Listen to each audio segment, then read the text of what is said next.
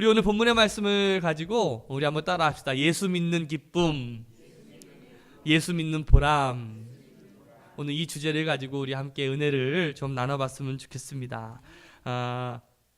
우리가 이 다니엘을 통해서 특별히 어떤 믿음의 삼총사 다니엘과 또 그 세 명의 친구들을 통해서 우리가 진짜 믿음이 무엇인지를 우리가 계속해서 살펴보고 있어요. 그래서 이 어떤 믿음의 결단력, 또 돌파력, 어떤 기도력, 이런 것들을 가지고서 정말 여러분들도 이 다니엘과 같은 어떤 믿음의 사람으로 좀 굳건히 서갈 수 있는 우리 새로남교회 성도들이 되었으면 좋겠어요.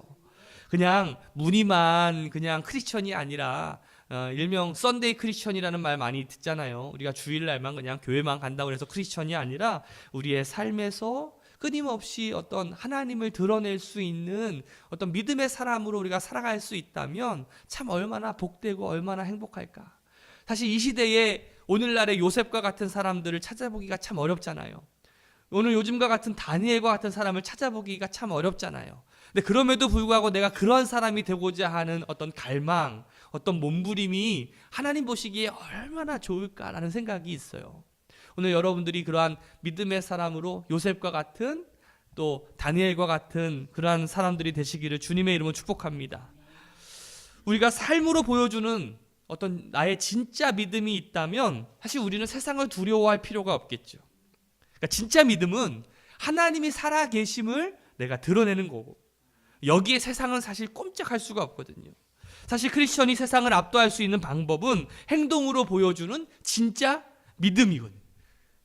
그 진짜 믿음을 가지는 것, 어떤 결정적인 순간에 어떤 내가 모든 것을 잃을 수 있는 그러한 각오를 하고 하나님을 높일 때에 하나님께서는요, 우리에게 세상을 압도할 수 있는 영광을 우리에게 부어주십니다.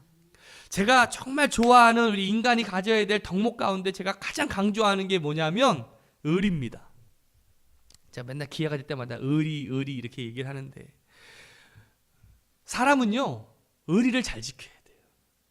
그래서 그 사람이 때로는 좋을 때도 있고 때로는 나쁠 때도 있어요. 좋을 때는 내가 의리 지키는 거 쉬울까요, 어려울까요? 쉬워요.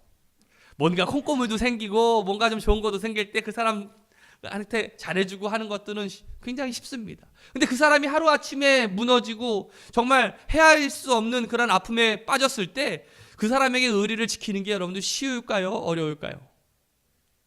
쉽지 않아요. 근데 가끔 우리가 때로는 우리 인생에 어떤 절벽을 경험하고 고통을 경험하고 어떤 어려움을 경험해 봐야 될 필요가 있는 게 뭐냐면 그 과정 속에서 골라지는 것 같아요. 내 주변에 있는 사람이 진짜 나의 어떤 의리 있는 사람인가, 신의가 있는 사람인가. 내가 어려워 보면 그 내 주위에 있는 사람들이 어떤지가 비로소 나타날 수 있다는 것이지. 오늘 그 하나님이 우리가 사람에게도 우리가 의리를 지키면서 그 사람이 나를 끝까지 붙잡아 줄 텐데, 우리가 하나님에 대해서 의리를 지킬 때 이걸 우리가 신의라고 부르죠. 하나님께 우리가 믿음, 이 신의를 지키며 나아갈 때 그 하나님께서 우리의 인생을 책임져 주시지 않을까요? 여러분들 그런 한번 고민 한번 해보신 적 없으십니까? 정말 내가 내 모든 것들을 내려놓더라도 내가 하나님만을 붙잡고 나아갈 때 그 하나님께서 정말 나의 삶을 어떻게 책임져 주실까라는 그러한 고민과 그러한 발버둥을 한번 여러분들 해본 적은 없으십니까?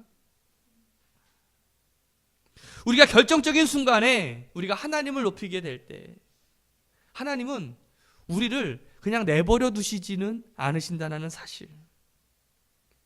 오늘 이 세상의 강력한 힘과 권세가 어떤 믿음의 사람들이었던 이 세 친구들을 어떤 불구덩성이로 던져버렸습니다. 그 이유가 무엇이었습니까? 느부갓네살 왕이요, 그 거대한 금신상을 만들었어요. 그리고서 조서를 내립니다. 어떤 조서였습니까? 이 신상에 절하라. 그렇지 아니하면 너희들을 불구덩성이로 던져버리겠다. 근데 이 다니엘과 세 친구들이 그거를 했어요, 안 했어요? 안 했어요. 결국 그들은 불구덩이 속으로 던져지게 됩니다. 그런데 참 신기한 건 다 죽을 줄 알았던 그 세 명의 친구들이요, 살아 있었어요. 머리카락 하나 다치지 않고 머리카락 티끌조차 상하지 않고 그대로 있었습니다. 왜요? 하나님이 함께 했기 때문에 그래요. 그들이 목숨을 내려놓고 하나님을 붙잡았을 때 하나님은 그들의 생명을 붙잡아 주셨다라는 것이죠. 생명의 주님께서 그들과 함께 하시니까 어떤 죽음의 그림자가 그들을 건드리지를 못하는 거예요. 오히려 이 고난이 다른 사람들로 하여금 하나님이 정말 살아계시는구나 라는 것을 목도하게 했다라는 것이죠. 여러분들, 진짜 군인인지 가짜 군인인지를 알아보려면 전쟁터에 나가보면 압니다. 맨날 옷만 입고 있다고 해서 군인이 아니에요. 진짜 싸워봐야지 진짜 이 사람이 진짜 군인인지 가짜 군인인지 알 수가 있는 것처럼 환난과 고난은 우리가 진짜인지 가짜인지를 드러나게 한다는 거예요. 옆 사람한테 한번 이렇게 물어볼까요? 너 진짜냐 가짜냐? 시작.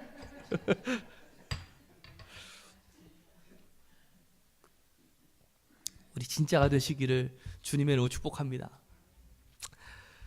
풀무불 시험을 통과했던 이 세 명의 친구들에게 다니엘서 30장 3장 30절에 우리 한번 읽어봅시다. 시작. 왕은 사드락과 메삭과 아벳느고를 바벨론 지방에서 번영을 누리면서 살게 하였다.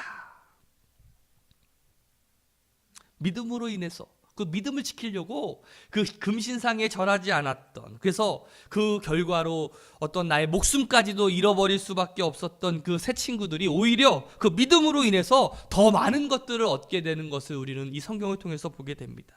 아니, 전보다 훨씬 더 큰 축복을 받게 되는 것을 우리가 이 성경을 통해서 우리가 알 수가 있죠.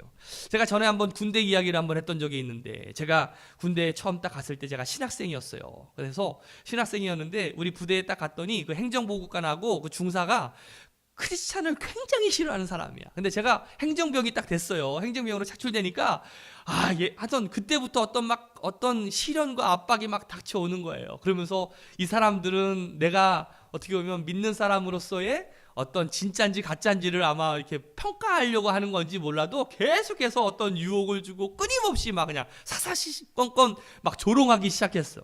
그래서 이제 한 번은 이제 회식하는 그 자리에서 막 술을 막 그때 막걸리를 막 쫙 나눠주고 난 다음에 요거를 제가 마시면 그때부터 뭐 네 군생활도 풀리고 막 어떤 너의 앞으로 너 좋은 일도 생기고 우리 뭐 단합회 차원에서 뭐 해보자 막 그렇게 막 꼬시기도 하고 막 너 이거 안 마시면 너 군생활로 이제 앞으로 너 괴롭고 뭐 피곤하고 그럴 거야 하면서 무언가 어떤 협박 같은 것도 있고, 그 순식간에 막 그냥 어마무시한 이제 막 그런 생각들이 막 왔다 갔다 하더라고요. 제가 이거를 저 못 마시겠습니다 그랬더니 갑자기 제 동기들을 원산폭격을 시키는 거야. 원산폭격 뭔지 아세요? 이렇게 머리로 이렇게 하는 거. 굉장히 막 미안하고 막 더 그렇더라고요. 그래서 내가 이게 뭐라고, 이 막걸리 이게 뭐 한 잔 마시는 게 뭐라고 막 그렇게 내 동기들까지 힘들게 하나. 근데 제 마음속에 요게 어떻게 보면 하나의 시험일 수 있겠구나. 여기서 지면 내가 진짜 앞으로 끊임없이 이 신앙의 문제 가지고 해야 되겠다라는 갑자기 어떤 생각이 들었어요. 그래서 사실 그 술의 문제가 별거는 아니겠지만 거기에 있어서 그 순간만큼은 그 사람들과 저와의 어떤 믿음의 싸움이었다고 저는 생각이 들었어. 그래서 포기하지 않았어요. 그냥 그 시간 내내 끝까지 버티면서 했더니 그때부터 몇 달간 어마무시한 고통과 그냥 어려움들이 계속 닥치기 시작하는데, 심지어 어떤 방법까지 쓰냐면 교회 가야 되는 시간에 꼭 일을 시켜. 교회 가야 될 때 꼭 보초 근무를 꼭 나가게 하는 거예요. 그래도 끊임없이 이렇게 하면서 그때 만약에 낮에 교회를 못 가면 밤에라도 교회를 가려고 계속해서 끊임없이 신앙을 지켜놨어요. 참 그때 보면 참 신기한 게 뭐냐면, 사람은 자꾸 어려움이 오고 막 누군가 막 못하게 하면 막 더 하고 싶고, 내가 여기서 내가 죽겠다라는 막 어떤 순교의 마음까지도 막 들더라고요. 어디서 그런 마음이 들었는지 몰라요. 지금 하라고 그러면 할 수 있을까라는 생각도 드는데, 근데 어느 순간에 딱 지나니까, 어느 시점을 딱 지나니까 그들이 인정해 주는 거야. 그러니까 오히려 이제는 배려를 해주는데, 일부러 교회 갈 시간이 있으면 근무를 조절해주고, 너 교회 안 가냐라고 뭐라고 막 혼도 내고 너 신앙생활 똑바로 해야지, 너 왜 요즘에 기도 안 하냐, 그쵸? 오히려 역전이 돼가지고 오히려 어느 시점에 가니까 그것을 인정해 주더란 말이죠. 그 과정이 필요해요.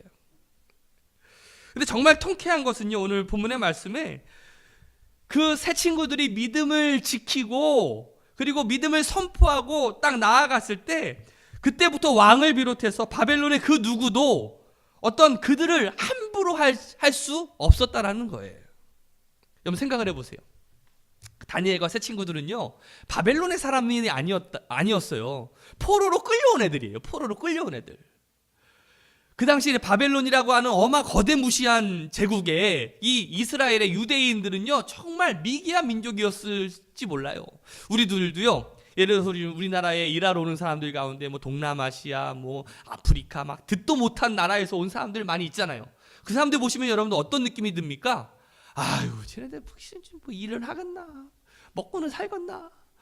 막 그냥 가서 얘기하는 것조차도 좀 불편해하고, 왜? 너무 이렇게 미개하다라고 생각이 드니까 불편하잖아. 근데 우리는 또 거꾸로 막 잘 사는 나라, 막 선진국 같은 데 가면은 막 괜히 막 주눅 들어 있고, 그쵸? 왠지 막 뭐랄까 좀 낮아지는 것 같고 그런 마음이 들 때가 있잖아요. 마찬가지였을 거예요. 이 세 명의 친구들이 이 바벨론에 끌려와서 무언가 자신들이 어떤 신앙을 지키려고 어떤 일을 하려고 할 때 많은 사람들이 그들을 무시하고, 또 사실 그들이 차지했던 그 자리를 어떻게 해서면 다시 한번 되찾기 위해서 그들에게 어떤 시련을 주고 아픔을 주고 했을 거라고. 그 결과가 결국 그 금신상에 절하지 않는 것을 이제 시비거리로 삼아가지고 이제 그들을 죽이려고 했던 그 바벨론의 기존에 있었던 세력들은 바로 이 시점을 통해서 더 이상 어떤 것도 할 수가 없었어요. 오히려 왕이 조서를 내려서 다시는 그들에게 있어서 이 신앙의 문제를 가지고 이 세 사람을 건드리지 못하게 했다라는 게 중요해요. 제가 한번 생각을 해봤어요. 금신상을 막 여기저기 세워가지고 이제 거기다 절하게 했는데, 이 사건이 있은 다음에, 그러니까 세 명의 친구들이 그 신상에 절하지 않고 이제 결국 그 벌대로 이제 그 풀무불에 이제 던져져서 이제 죽을 위기에 처해 있는데 살아났잖아. 그 이후에 금신상은 어떻게 되었을까? 성경에 나와 있지는 않더라고요. 근데 제가 아무리 생각을 해봐도 그 금신상들을 철거하지 않았을까라는 생각이 들어요. 그 이유는 뭐냐면, 금신상을 그대로 두면 지나가는 사람들마다 풀무불에서 살아났던 세 명의 친구들의 이야기를 계속할 거 아니겠어요. 천하의 느부갓네살 왕이 세웠던 그 신상 앞에 절하지 않았던 그 유대인들이라는 말이 얼마나 비꼬면서 얘기했던 그 미개인의 말이었을까. 근데 그 유대인들이 그 꼼짝도 못하고 항복했다라는 소문, 그 느부갓네살 왕이 그 미개했던 그 유대인들의 세 명에게 꼼짝 못했다라는 소문이 그 금신상을 볼 때마다 회자될 거 아니겠어요? 그러니까 아마 없애지 않았을까라는 생각이 들어요. 사랑하는 새로운학교 성도 여러분들, 오늘 우리에게 금신상을 세우고 절하라는 군주는 없어요. 그러나 세상은요, 여러 가지 형태를 통해서 우리에게 끊임없이 우상 숭배를 요구하고 있다는 사실을 여러분들 알고 계십니까? 우상은요, 멀리 있는 것이 아니에요. 우리가 뭐 그 김일성 동상 보듯이 어떤 동상을 세워야지만 그게 우상이 아니라, 내 돈과 내 시간과 내 마음을 바치는 것, 그 어떤 것이 나에게 있어서 우상이라는 사실이에요. 내 삶에 절대적인 우선순위를 두고 있는 것, 그것이 나의 우상이라는 거예요. 혹시 여러분들 하나님 말고, 주님 말고 여러분들 마음에 더 빼앗기고 있는 것이 있으십니까? 그것이 우상숭배예요. 제가 우선순위에 대한 이야기를 할 때마다 끊임없이 강조하는 것이 있죠. First, God. Second, family. Third, job. 제가 이거 죽을 때까지 할 것 같아요. 아마 여러분들 아마 귀에 못이 박힐 때까지. 첫 번째는 항상 하나님이에요. 두 번째는 가족. 세 번째는 나의 직업이 되겠죠. 이 우선순위가 바로 세워지게 될 때 우리의 삶이 보람되고 우리의 삶이 기쁨의 삶이, 우리의 삶이 형통의 삶이 될 줄로 믿습니다. 우리가 예수를 믿으면서 기쁨이란, 우리가 예수를 믿으면서 통쾌한 승리란, 믿지 않는 사람으로 하여금 나로 인해서 하나님을 찬양하게끔 하는 것이죠. 하나님을 고백하게 하는 것이죠. 우리 4장, 우리 2절과 3절 말씀 한번 읽어볼까요? 시작. 가장 높으신 하나님이 나에게 보이신 표적과 기적을 백성에게 기꺼이 알리고자 한다. 그때 왕은 아스부나스 환관장에게 명령하여 이스라엘 백성, 특히 왕과 귀족의 자손 가운데서, 여기 보니까 가장 높으신 하나님이 나에게 보이신 표적과 기적을 백성에게 기꺼이 알리고자 한다라는 말이 누구의 말이에요? 느부갓네살 왕의 말이에요. 바로 이 다니엘과 세 명의 친구들의 믿음을 통해서 이 느부갓네살 왕이 이렇게 고백하는 거예요. 그 바벨론의 신들을 섬겼던 그 왕이, 너희들이 믿는 그 하나님이, 가장 높으신 하나님이 나에게 보이신 표적과 기적을 내가 백성들한테 알리고자 해. 여러분들, 우리가 믿는 사람들이 가장 통쾌할 때가 어떤 때인지 아세요? 믿지 않는 사람들로 하여금 내가 믿는 하나님을 고백하게 하는 거예요. 이보다 더 통쾌함이 어디 있을까? 다니엘서 4장, 이 4장의 내용은요, 느부갓네살 왕이 이제 어떤 두 번째 꿈을 꾸는 내용과 어떤 교만함에 대한 징계가 나타나 있는 말씀이에요. 우선 하나님은요, 다니엘을 통해서 이 느부갓네살 왕에게 계속해서 어떤 자기 숭배를 하면 심판이 불가하다라는 그 사실을 이 꿈을 통해서 알려주고 있어요. 우리가 지난번에 살펴봤던 첫 번째 꿈 기억하시죠? 막 금신상으로 된 얼굴과 어떤 철로 된 가슴, 뭐 이제 어떤 이제 그 쇠, 어떤 그 만들어진 어떤 신상의 모습을 보여줬었는데, 그 하나님의 경고에도 불구하고 이 첫 번째 꿈의 내용이 뭐였어요? 사람이 세운 왕국은, 인간이 세운 왕국은 결국 무너진다라는 거예요. 이집트라고 하는 나라가 거대한 제국을 세웠어요. 그러나 바벨론에게 무너지죠. 바벨론이라고 하는 나라가 페르시아에게 무너져요. 페르시아라고 하는 나라가 헬라 제국에 무너지죠. 헬라 제국은 로마 제국에 무너지게 되는 거예요. 그 영원할 줄 알았던 로마가 있습니까? 역사책에서나 배우는 로마죠. 결국 인간이 세운 왕국은 다 무너진다라는 거예요. 결론은 뭐예요? 이 역사의 주인은 하나님이라는 사실을 알려주기 위해서였어요. 근데 그럼에도 불구하고 오히려 느부갓네살 왕은 그 꿈을 좋은 꿈으로 여겨가지고 금신상으로 그냥 만들어가지고 자기에게 절하라라고 하는 그 교만함을 보였는데, 사장은 두 번째 꿈에 대한 이야기가 나와요. 10절부터 18절까지의 말씀을 쭉 한번 보시면, 자, 제가 요약해서 말씀드릴게. 자, 세상의 중심에요, 커다란 나무 하나가 생겼어요. 그 나무가 막 계속해서 쭉쭉쭉쭉 뻗어 올라가더니 하늘까지 쭉 올라가고, 거기다가 그냥 잎사귀를 그냥 하늘 전체로 쫙 펼쳐지는 거예요. 그래서 모든 사람과 모든 동물들이 그것을 먹고 지내기에 풍족했습니다. 아, 좋은 꿈이죠? 여기까지는 좋아요. 그런데 갑자기 하늘에서 파수꾼이 하나 탁 내려오는 거야. 그러더니 그 나무의 기둥을 막 도끼로 막 찢기 시작하는 거죠. 그리고 그 나무를 쓰러뜨리고 그 가지들을 다 잘라버리는 거예요. 그리고 그 안에 사는 모든 동물들을 다 내쫓아 버리는 거죠.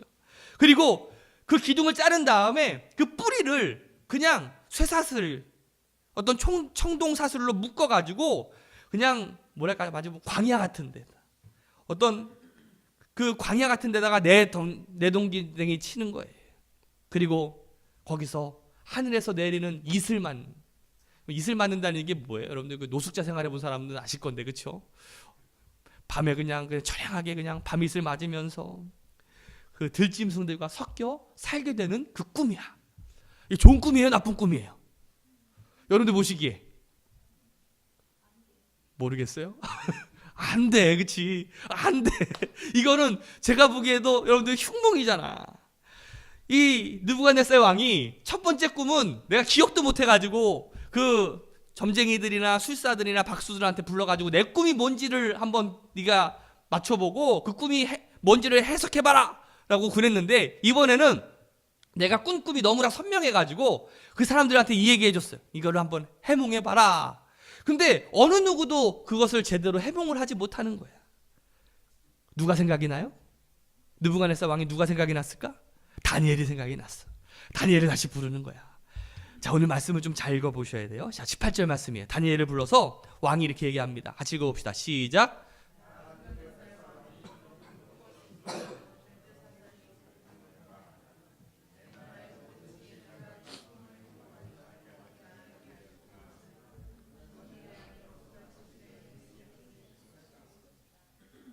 자, 다니엘이 느부갓네살 왕의 꿈을 이제 해석하기 시작하는 거예요. 자, 22절 말씀 봅시다. 시작. 임금님, 그 나무는 바로 누구예요? 임금님이십니다. 임금님은 강대이셨습니다. 임금님의 강대함이 하늘에 닿았고 임금님의 통치가 땅 끝까지 이르렀습니다. 나무가 하늘까지 쭉 뻗어오르고 가지들이 잎사귀가 하늘 끝까지 쫙 펼쳐진 그 모습들이 여러분들 그려지시죠?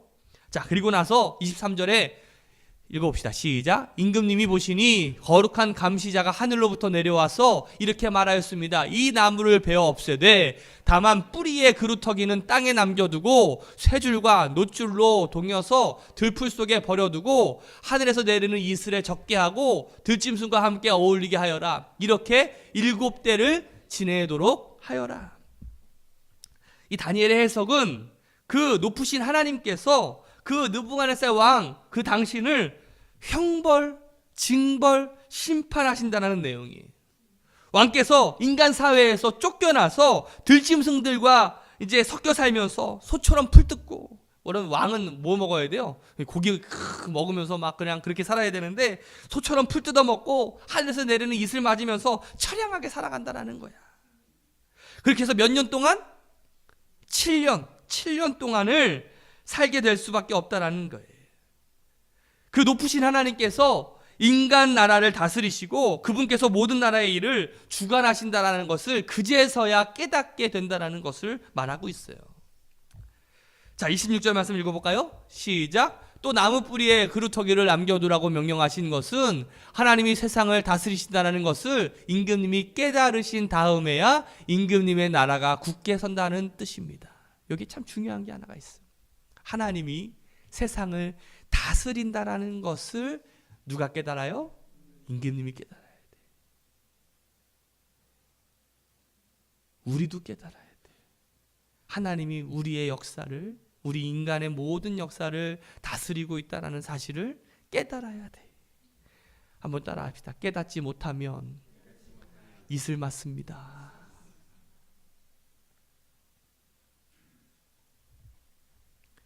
하나님께서 세상의 모든 일을 주관하시는 분이시라는 것을 믿으십니까? 그러면서 다니엘은 이 느부갓네살 왕에게 회개하셔야 됩니다. 왕이요, 하나님께 무릎 꿇으셔야 됩니다. 라고 회개를 촉구하고 있어요. 자, 우리 27절 말씀입니다. 시작. 그러니 임금님, 저의 조언을 받아주시기를 바랍니다. 공의를 행하셔서 임금님의 죄를 속하시고 가난한 백성에게 자비를 베푸셔서 죄를 속하시기 바랍니다. 그렇게 하시면 임금님의 영화가 지속될 수 있을지도 모릅니다.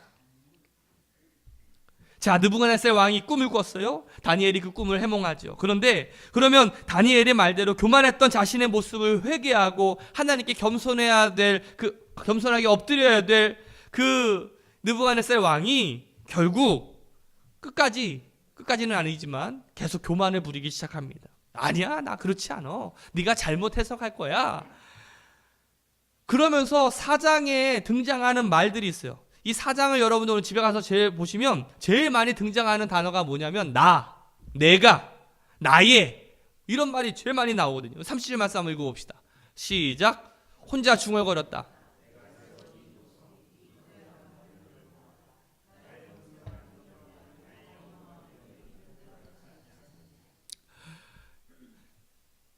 혼자 중얼거렸어요. 누가 중얼거렸을까요? 느부갓네살 왕이. 자신이 세운 그 거대한 왕궁을 보면서, 야, 이거 누가 세웠어? 내가 세웠어. 내가 이거 만든 거야. 나의 치부를 드러내고 자랑하고 내가 세운 것이라는 그러한 명예가 그에게 있었다라는 것이죠. 오늘날에도 우리 정치인들 보세요. 오늘 뭔가 어떤 것들 이루는 사람들 한번 생각해 보세요. 이거 내가 한 거야. 그러면서 자신의 치적을 치부하고 자랑하고 이거 내가 세운 거야 하면서 자신을 드러낼 때가 얼마나 많이 있어요. 4절에 보니까 나 느부갓네살이 내 집에 편히 있으며 내 궁에 평강할 때에 라고 되어 있거든요. 이게 느부갓네살의 상태를 알 수 있는 구절인데 아주 순조로울 때예요. 그의 삶이 평탄하고 순조롭고 아주 평강할 때라고 말하고 있어요. 그런데 여러분들 기억하십시오. 내가 가장 평온하고 평강하다라고 하는 그때가 어떻게 보면 가장 위험할 때일지 몰라요. 왜입니까? 삶이 아주 어려울 때에는요, 사실은 모든 것이 잘 될 때에 신앙의 위기가 찾아올 가능성이 크기 때문에 그래요. 순조로운 일이 풀릴 때 우리는 현실에 만족하고 자신만의 능력을 찾는 그 순간에 우리가 잊어버리는 존재가 있어요. 누굽니까? 하나님이에요. 잘 되는 것 같으니까 금세 하나님을 잊어버릴 때가 많아. 내가 식당이 잘 되고 사업이 잘 되니까 예배를 까먹어. 하나님을 까먹어. 내가 너무 지금 잘 돼가지고 예배는 조금 나중에 드릴게요. 하나님은 내가 조금 이따 찾을게요. 왜? 너무 바쁘고 너무 잘 되고 너무 평탄한 것 같으니까. 삶의 근원이 되시는 하나님을 망각할 때가 얼마나 많이 있습니까? 느부갓네살도요, 나라가 평안하고 모든 것이 잘 되니까 자신 때문에 잘 된다라는 착각 속에서 살았던 것 같아요.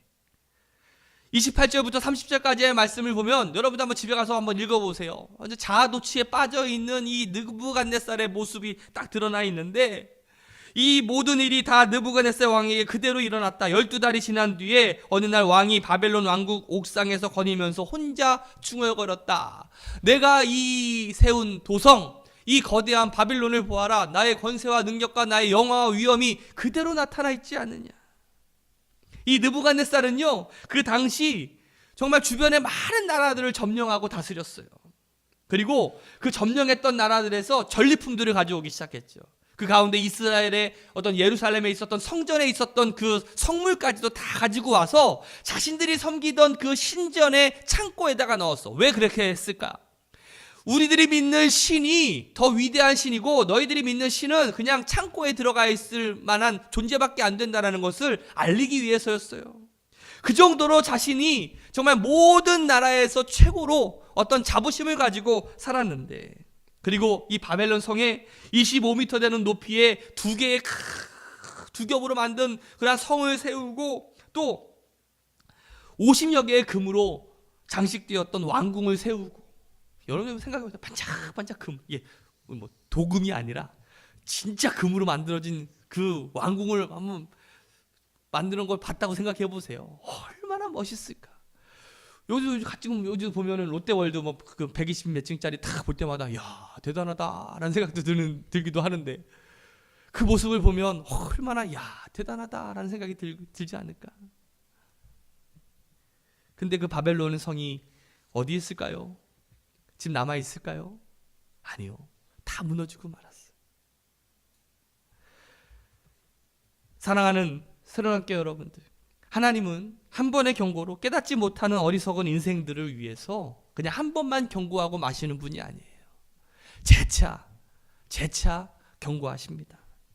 욥기 33장에 보면 우리를 포기하지 않고 끊임없이 우리에게 경고의 메시지를 날리시는 하나님을 우리가 보게 되는데, 우리 13절과 14절 말씀, 욥기 33장 13절 14절 읽어봅시다. 시작. 하나님께서는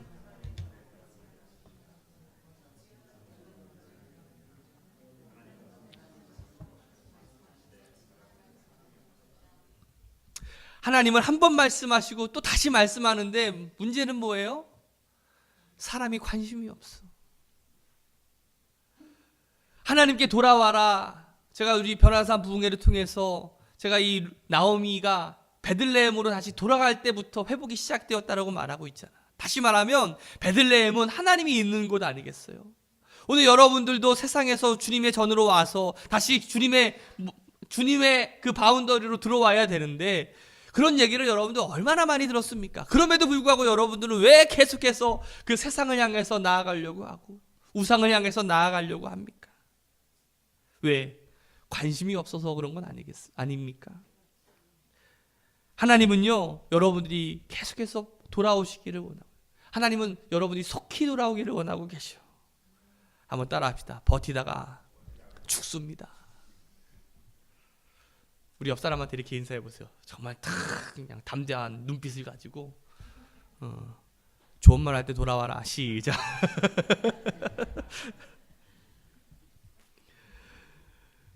우리 15절과 17절 말씀 한번 읽어볼까요? 시작. 사람이 침상에서 졸며 깊이 잠들 때만 꿈에나 밤에 환상을 볼 때에 그가 사람의 길을 여시고 경고로서 두렵게 하시니 이는 사람에게 그의 행실을 버리게 하심이며 사람의 교만을 막으려 하심이라. 하나님은 때로는 어떤 하나님의 말씀, 어떤 이 목사들의 어떤 이 설교 말씀을 통해서뿐만 아니라 여러분들의 꿈, 또 여러분들이 기도하면서 여러분들에게 끊임없이 하나님께 돌아오라라는 메시지를 끊임없이 하나님께서는 알려주고 계셔요. 근데 문제는 뭐예요? 나의 교만이 문제야. 나의 교만. 하나님께서는 다양한 방법으로 우리를 깨우치기를 원하시고 흔들어 깨우시기를 원하고 회개의 자리로 우리를 이끄시기를 원하시는데 결국 이 끝까지 교만했던 느부갓네살 왕이 영원히 그 왕의 모습으로 있었던 생각했던 그 왕이 하루아침에 추락하게 됩니다. 한순간에 몰락해버리는 사건이 일어나게 되죠. 제가 이 모습을 보면서 이 말씀이 생각이 났어요. 우리 시편 127편 1절 말씀인데 한번 읽어볼까요? 시작. 여호와께서 집을 세우지 아니하시면 세우는 자의 수고가 헛되며 여호와께서 성을 지키지 아니하시면 파수꾼의 경성함이 헛사로다. 아무리 아름답고 행복한 인생을 추구한다고 해도 하나님이 함께 하시지 않으면 우리가 쌓은 삶의 모든 것들이 한순간에 무너질 수밖에 없다라는 거예요. 중요한 게 하나가 있습니다. 하나님이 내 삶에 함께 하고 있느냐 없느냐, 이것이 굉장히 중요한 거죠. 신학자들은 여러 이야기들을 하지만 저는 개인적으로 이 느부갓네살 왕이 회심했을 것 같은 생각이 들어요. 뭐 성경에는 느부갓네살 왕이 뭐 어떻게 됐다라는 얘기는 정확히 나와 있지는 않지만 우리가 오늘 처음에 읽었던 1절부터 3절까지의 말씀을 보면 서론인데 이게 어떻게 보면 4장은 느부갓네살 왕의 어떤 회고록이에요. 회고록. 그러니까 자신이 그 하나님을 경험했던, 이 다니엘이 믿었던 하나님을 경험하면서 어떤 자신의 꿈을 해몽하는 것, 여러 가지 과정들을 설명하다가 제일 결론 부분에 가서 이렇게 설명합니다. 34절 한번 읽어볼까요? 시작. 정해진 기간이 다 되어. 여기에 제가 이 말씀을 보면서 정말 깨달은 게 하나가 있어요. 뭐냐면 정신을 차려야 돼. 여기 보니까 느부갓네살이 하늘을 우러러 보고서 정신을 되찾았다라고 되어 있거든요. 우리 여러분들이 정신을 되찾으시기를 주님의 이름으로 축복합니다. 하나님 바라보라는 거야. 하나님 바라보는 그 마음, 그 정신을 우리가 가지고 살아갈 때 우리가 다시 원래의 자리로 돌아갈 수 있다는 사실이, 왕의 자리에서 쫓겨나서 들에서 짐승처럼 비참하게 살았던 그 7년의 기간이 지나고 정상적으로 다시 돌아올 수 있는 기능이 회복되었어요. 그리고 이제 느부갓네살이 그 자신의 입으로 하나님의 주권을 인정합니다. 우리 계속되는 말씀을 보세요. 35절 시작. 그는 땅의 모든 거민을 없는 것 같이 여기시며 하늘의 군대와 이 땅의 모든 거민에게 뜻대로 하시지만 아무도 그가 하시는 일을 막지 못하고 무슨 일을 이렇게 하셨느냐고 그에게 물을 사람이 없다. 무슨 말입니까? 바로 하나님의 주권, 하나님이 이 세상을 다스리는 그 주권을 그 믿지 않는 그 느부갓네살이 인정하기 시작했다라는 거예요. 그제서야 비로소 하나님은 그에게 회복의 은총을 주시는데 이 느부갓네살 왕의 마지막 절정의 고백이에요. 우리 37절입니다. 시작. 이제 나 느부갓네살은 하늘의 왕을 찬양하고 높이며 그분에게 영광을 돌리는 바이다. 과연 그가 하시는 일은 모두 참되며 그의 모든 길은 공의로우니 그는 교만한 일을 낮추신다. 예수 믿는 자의 기쁨, 예수 믿는 사람의 보람은 바로 여기서 나타나는 것 같아. 바로 이 다니엘의 가장 큰 보람이 무엇이었을까? 그 느부갓네살 왕의 입을 통해서, 다시 말하면 믿지 않는 이 세상 사람들의 모습, 입을 통해서 내 삶에 있는 내가 고백하는 그 하나님을 그들이 고백하고 드러내는 것이죠. 그들로 하여금 하나님을 칭송하게 하는 것이죠. 사랑하는 우리 새로운 학교 성도 여러분들, 오늘 여러분들의 신앙의 여정에 믿지 않는 많은 세상 사람들이 여러분들의 모습을 보면서 야, 네가 믿는 하나님이 정말 살아계시는 하나님이시구나, 네가 믿는 하나님이 진짜 하나님이시구나 라고 고백되어질 수 있는 우리 새로운 학교 성도들 되시기를 주님의 이름으로 축복합니다. 오늘 여러분들이 결단했으면 좋겠어요. 오늘 내가 내 삶을 통해서 하나님께 드러내야 되겠다. 내가 그동안 가지고 있었던 교만함, 그리고 내가 우상들에게 내가 마음 뺏기며 거기에 내 시간과 내 물질과 내 마음을 빼앗겼던 것들을 다시금 돌이켜서 내가 하나님을 다시 바라보고 내가 주님 안에서 바로 굳건히 서갈 수 있는 믿음의 사람이 되어야 되겠습니다. 오늘 그러한 고백이 오늘 여러분들의 삶에 나타나시기를 주님의 이름으로 축복합니다. 잠깐 기도하겠습니다.